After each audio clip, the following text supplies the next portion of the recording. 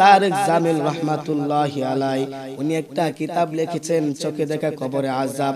উনি ওনার কিতাবের মধ্যে একটা ঘটনা বর্ণনা করেছেন। উনি বলেন গালেবান পাকিস্তানে যখন আমি সেখানে দাওয়াতে তাবলীগে গিয়েছিলাম, সেখানের মুরব্বীরা আমাকে একটা ঘটনা শোনাইছে। ঘটনাটা হলো একজন গ্রাম্য সাধারণ মহিলা, স্বামী স্ত্রী দুনিয়াতে চলতেছে সাধারণ মানুষের মতো। হঠাৎ করে তার গর্ভে একটা সন্তান আসে। সন্তান দুনিয়াতে আসার পরে ওই মহিলা তার স্বামী দুনিয়া থেকে বিদায় হয়ে যায়। তার মা আবার বুঝতে পেরেছে আমার স্বামী দুনিয়া থেকে বিদায় হয়েছে, আমি আর এখন অন্য স্বামী গ্রহণ করব না। আমি যদি অন্য স্বামী গ্রহণ করি আমার এই সন্তানদার কষ্ট হইতে পারে। আর যদি অন্য স্বামী গ্রহণ করি, আবার যদি স্বামী মারা যায়, আমি মানুষের কাছে মুখ দেখাইতে পারবো না। ভাইয়ারা আমার, গ্রাম্য মহিলা সাধারণ মানুষ, সে যখন এরকম ভাবতেছে সে আর বিয়ে বয় নাই। এই সন্তানের দিকে তাকাইয়া মা তার জীবন শেষ করে দিলেন। সন্তানকে লালন পালন কইরা সন্তানকে যখন বড় করেছে, সন্তান আস্তে আস্তে বড় হইতে শুরু করেছে।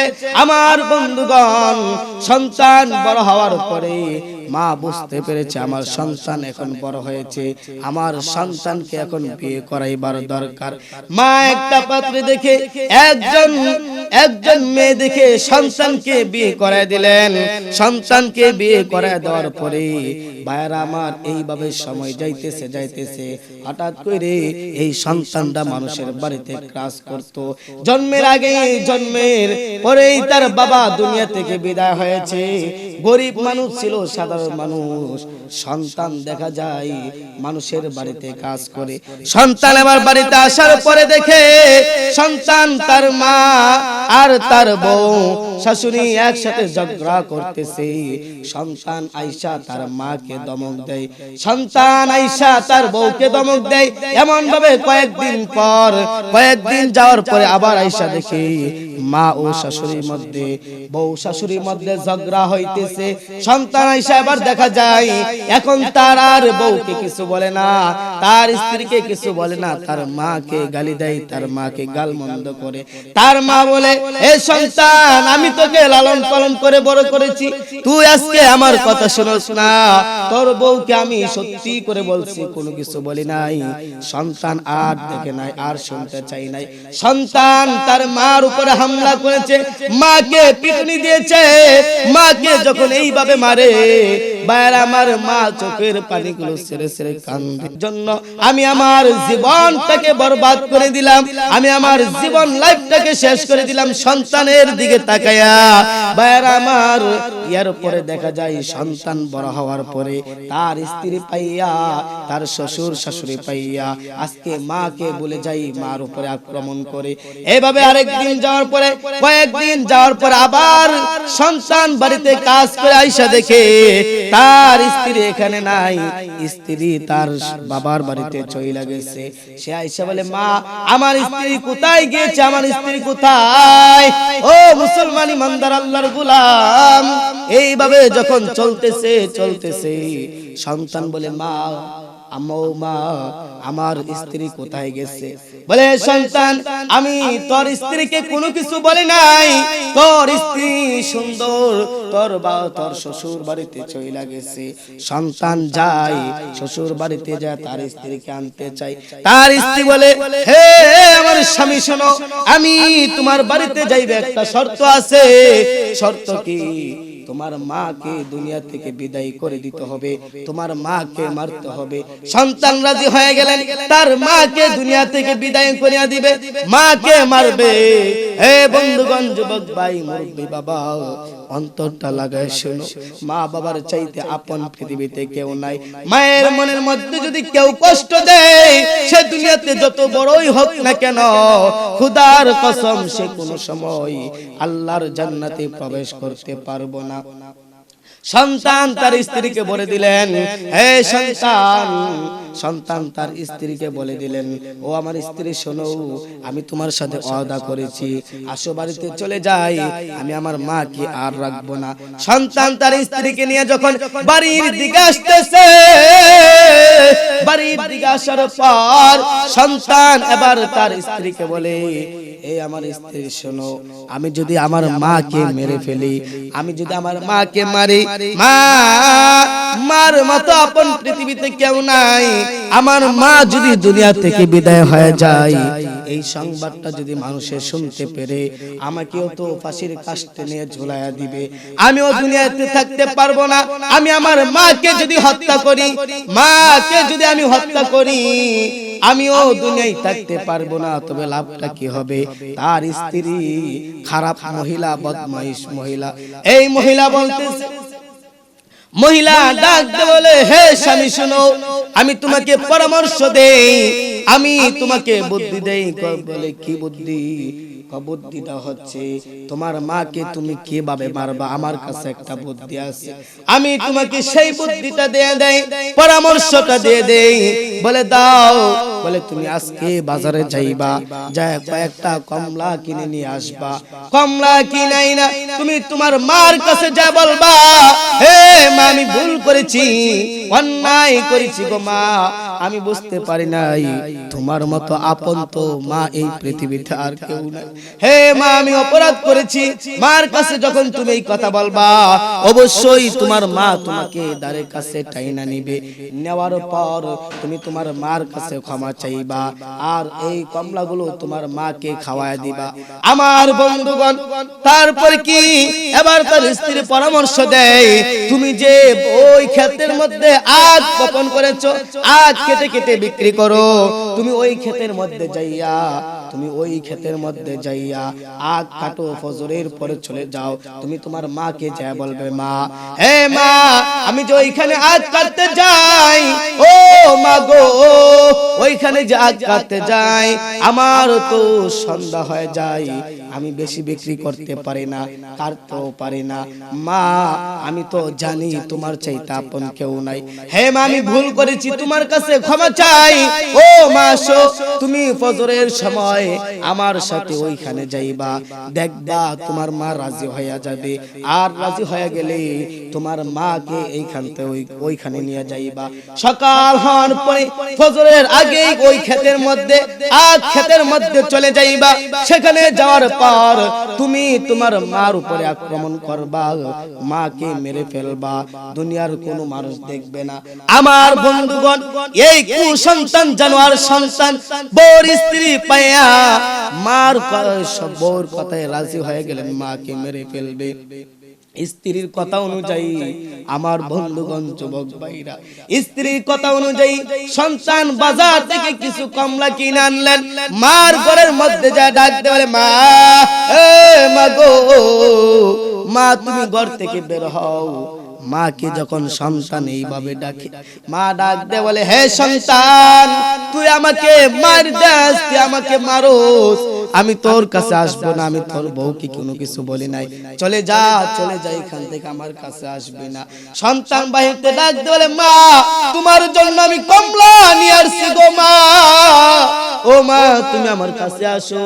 মা যখন সন্তানের কাছে আসলেন, মার পায়ের মধ্যে ধরে বলে, মা, আমি বড় ভুল করেছি, আমি বড় অপরাধ করেছি, ও মা, আমি বুঝতে পারি নাই, আমি তোমার জন্য বাজার থেকে কমলা নিয়ে আসছি, ও মা, তুমি খাও, এই কমলাটা খাও। সন্তানের এই কথা দেখে মা সন্তানের চেহারার দিকে তাকায়া সব কিছু মাফ করে দিয়েছে। মাকে ডাকতে বলে, মা, আমার তো মনে চাই তোমাকে প্রতিদিন কমলা খাওয়ানোর জন্য, মা, আমি গরিব মানুষ, পারি না, মা, আমি তোমার কাছে একটা আবদার করতে চাই, ও মা, আমি যে রাত্রে বেলা ঘুম থেকে ওইটা ফজরের আগে আখ ক্ষেতের মধ্যে চলে যায় আখ কাটার জন্য। আমার বন্ধুগণ, যুবক ভাইরা, সন্তান তার মা কি বলে, মা, আমি যে আখ কাটতে চলে যাই ক্ষেতের মধ্যে, আমি একা একা কাইটা বাইসা আবার বাজারে নিতে অনেক সময় হয়ে যায়। মা তুমি যদি আমার সাথে একটু আখ খেতে যাইতা, তুমি যদি আমি যদি কাইটা দিতাম আর তুমি যদি এইগুলো পরিষ্কার করতা, তাহলে তো আমি একেবারে চালু করে আমি এইগুলো বেশি বেশি করে বাজারে বেচতে পারতাম, বেশি বেশি করে বাজারে বেচতে পারতাম, আর বাজারে বেচে আমি তোমাকে প্রতিদিন কমলা খাওয়াইতাম। ও মা তুমি আমার কথায় রাজি হইবানি? মা ডাক দে বলে, সন্তান যা তুই নিশ্চিন্তে ঘুমা, হে সন্তান যা নিশ্চিন্তে ঘুমা, তোর কোনো ভয় নাই, আমি মা তোকে ডেকে দিব। ভাইরা আমার, ভাইরা সন্তানরা যখন রাত্রে বেলা তার স্ত্রীকে নিয়ে ঘুমায়, রাত্রে বেলা স্ত্রীকে নিয়ে ঘুমের ঘরের মধ্যে গিয়েছে, ঘুমের ঘরের মধ্যে যায় সে তো তার স্ত্রীকে নিয়ে বড় আনন্দের মধ্যে আছে। মা এদিক দিয়ে তাকায় দেখে আমার সন্তানরা আজকে আমার কাছে আইসা ক্ষমা চাইছে। আমার বন্ধুগণ, মা ঘরের মধ্যে যাই নামাজ বিছায়া মা কান্না করে আর বলে, রব্বুল আলামিন আমার সন্তান বুঝতে পারে নাই, আমার সন্তান ভুল করেছে, আমার সন্তান অপরাধ করেছে, আয় আল্লাহ তুমি আমার সন্তানকে মাফ করে দাও। মা তো তার স্ত্রীর এই সলা পরামর্শ বুঝতে পারে নাই। ভাইরা আমার, এরকম ভাবে যখন সকাল হয়ে গেছে, সুবে সাদেক উঠে গেছে, মা আউয়াল ওয়াক্ত নামাজ পড়িয়া সন্তানকে ডাক দেয়, সন্তানকে ডাক দেয়া সন্তানকে নিয়ে যখন দৌড়ায় ওই আগ ক্ষেতের মধ্যে চলে গেছে, যাওয়ার পর সন্তান কুদাল দিয়ে আগগুলো কাটতেছে। হঠাৎ করে দেখা যায় সন্তান হাতের মধ্যে কোদালটা উপরের দিকে করে সন্তান তার মাকে কূপ দিতে যাবে। মা বুঝতে পেরেছে সন্তানের বাপ বেশি ভালো না, মাকে মারার জন্য, আক্রমণ করার জন্য যখন কোদালটা উপরের দিকে তুলছে, মা সাধারণ মানুষ, গ্রাম্য মহিলা, মা বাঁচাও বাঁচাও বাঁচাও করে ধরতে শুরু করেছে। আমার বন্ধুগণ, এমন সময় মা যখন দৌড়ায়, আল্লাহ রাব্বুল আলামিন বলেন, কোন মানুষ যদি, কোন সন্তান যদি মা বাবার কাছে অপরাধ করে আমি আল্লাহ মাফ করব না। ভাইরা আমার, যদি ও মার কোন সাহস নাই, কিন্তু আমার আল্লাহর তো সাহস আছে।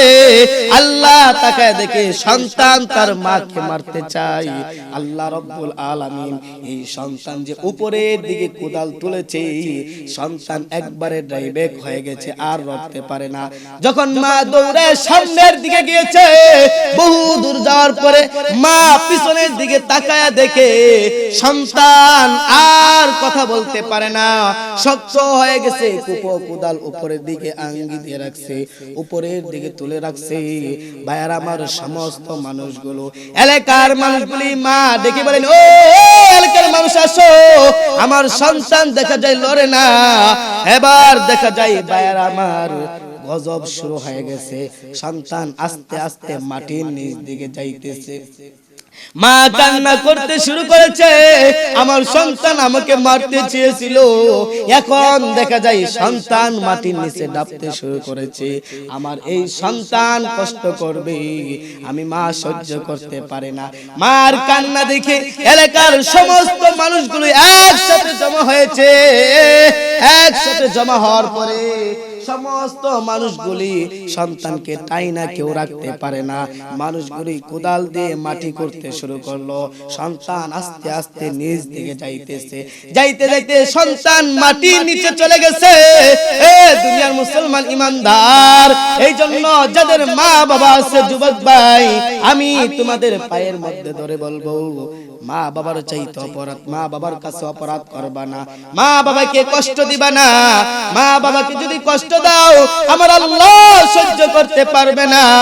এই জন্য আমি বলবো, বিশ্ব নবী সারা জীবন মা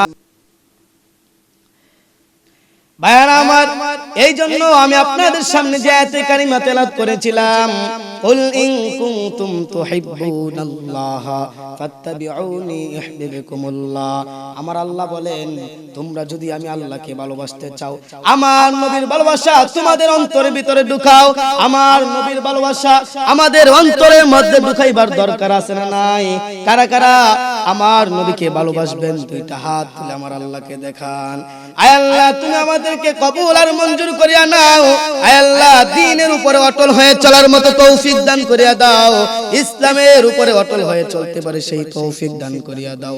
ওগো নবীর উম্মতেরা হয়ে আজি দিশাহারা, কোরআন হাদিসের চলো যখন যাহা চাই মনে, নবী বিনে কে তরাবে ফুল সিরাত মিজানে, নবী বিনে কে তরাবে ফুল সিরাত মিজানে। এমন এতিম নবী আমার,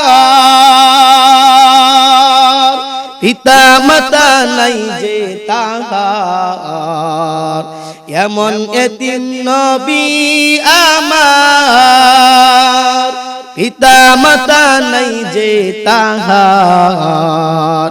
তারপরে ও কত মারা মারলো তাকে দুশমনে, নবী বিনে কে তরাবে ফুল সিরাত মিজানে। চলো চলো চলো মুমিন চলো নবীর সন্ধানে, নবী বিনে কে তরাবে ফুল সিরাত মিজানে। নবী আমার জীবন বরে দিনের লাগি কষ্ট করে, নবী আমার জীবন বরে দিনের লাগি কষ্ট করে, দান দান শহীদ করিলেন উহুদেরই ময়দানে, নবী বিনে কে তরাবে ফুল সিরাত মিজানে। ওগো নবীর উম্মতেরা হয়ে আজি দিশাহারা। আল্লাহ আমাদের সবাইকে দ্বীনের উপর অটল হয়ে চলার মতো তৌফিক দান করুক। আসসালামু আলাইকুম ওয়া রাহমাতুল্লাহি ওয়া বারাকাতুহু।